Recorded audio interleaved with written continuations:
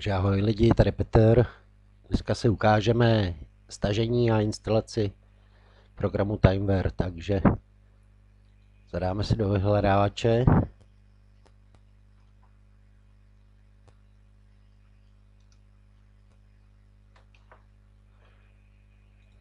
Otevřem.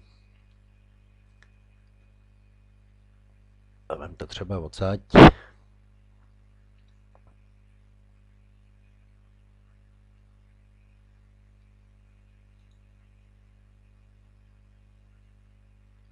Už se nám to tady dole objevilo, já to posunu, ať to vidíte. Už je to tady, takže dáte otevřít, spustit.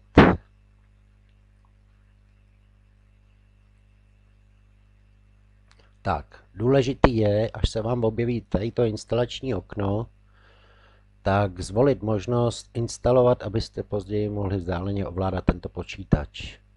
Je to ta prostřední možnost a tady dole si zvolíte osobní nekomerční použití. Takže tyhle ty dvě možnosti, vždycky ty prostřední, musíte mít také zaškrtlý, dáte přijmout,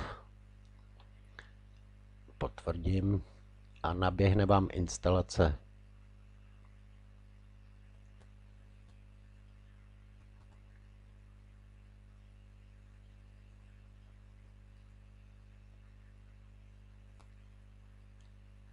Jako k představení tohoto programu můžu jen dodat to, že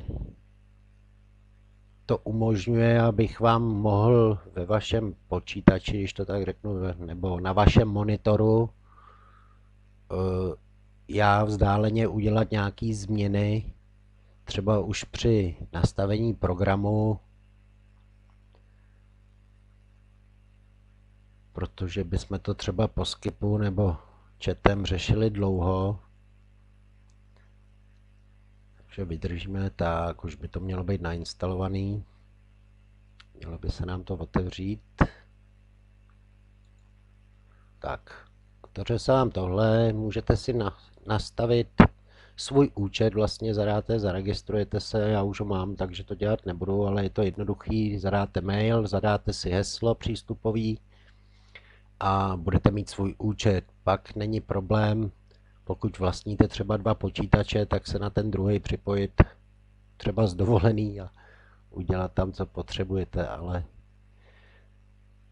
to není teďko předmětem tohoto videa. Tady je důležitý vaše ID. Vaše ID je tady, je to tohleto číslo. Tohleto číslo většinou pošlete tomu, kdo se k vám bude připojovat. A pak mu pošlete heslo. Tohle heslo funguje vždycky pro přístup na váš počítač. Proto je dobrý, kdo se bojí o svoje informace, si po ukončení relace kliknout tady, dát náhodné heslo vytvořit a heslo se změní a už se k vám zpětně nikdo nepřihlásí. Takže to je asi tak všechno. Ještě zkusím se podívat tady na Facebook, jestli tam někdo je, ke komu bychom se mohli připojit.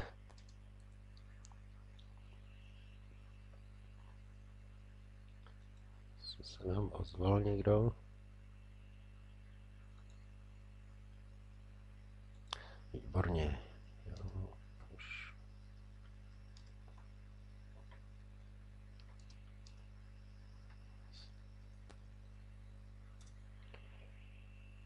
Takže Pepino nás vyslyšel.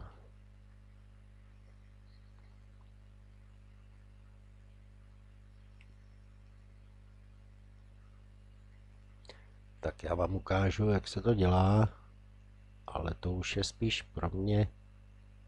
Ale chci, abyste to viděli, on nám řekne k tomu svůj názor třeba i. Ukážeme si komunikaci, jak se dá komunikovat.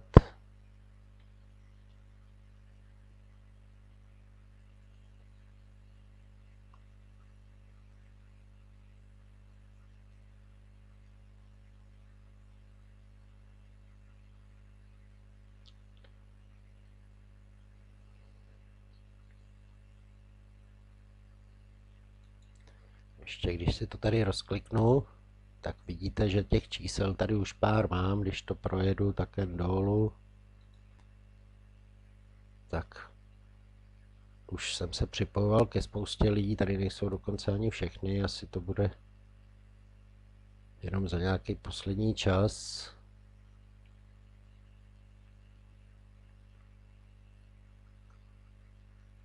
Tak Pepino se nám asi odhlásil. Nevadí. Kašlem na to.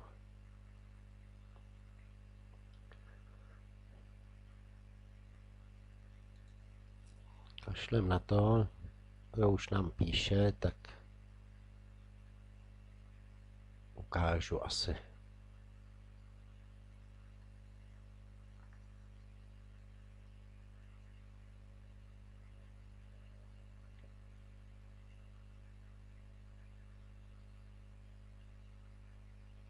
Výborně. Takže já si tady skopíruju to jeho číslo. To jeho ID. Sam ho vložím. Shodou okolností koukám, že ho tam mám zrovna najetýho, protože jsme spolu asi včera komunikovali výborně a dám připojit k partnerovi. Tak teď takhle. Zadám heslo 47 a dám přihlásit a přihlásíme se k němu na počítač.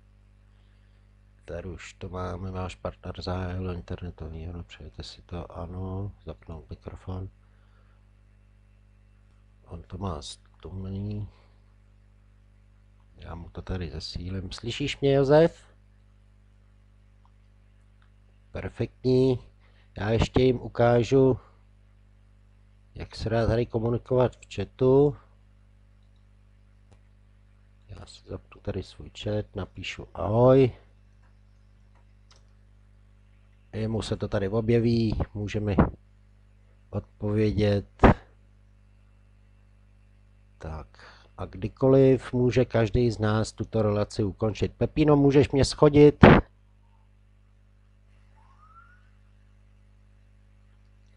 Tak, kdykoliv může ukončit, takže nemusíte mít obavy, že bych vám někde šmejdil, nebo kdokoliv jiný, kdo se k vám připojí, máte možnost kdykoliv křížkem zavřít tuto relaci.